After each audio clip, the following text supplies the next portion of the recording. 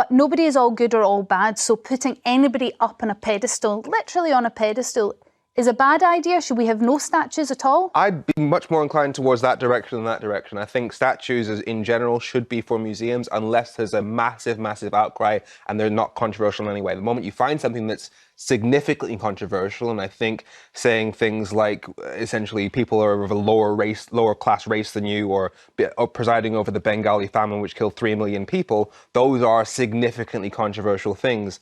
And I think yes, although there's nothing that actually links Churchill directly to the Bengal famine. Other than the fact that he was in charge at the time I and think he oversaw it. The idea that conversations can be generated. So, for example, there's a statue of Oliver Cromwell right outside the House of Commons, and it's there almost as a reminder of this really extraordinary period in our history where we actually executed a king.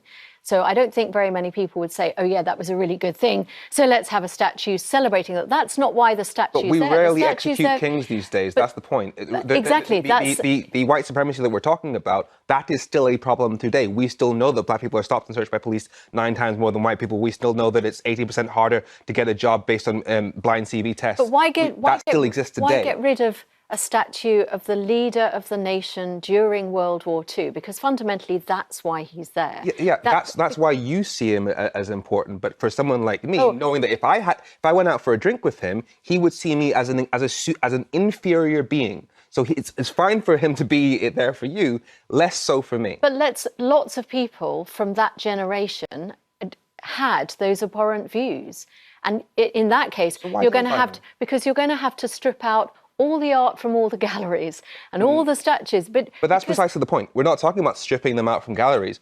Art should be in galleries. Statues should be in museums. No, put them in their proper places. Because I think statues are public art, and that sense of having it in the space where the public is. Museums. To be able to say, yeah, but then you might have to go into a museum, or heaven forfend, you might have to pay to go into a museum. How often do people go to Parliament Square? If you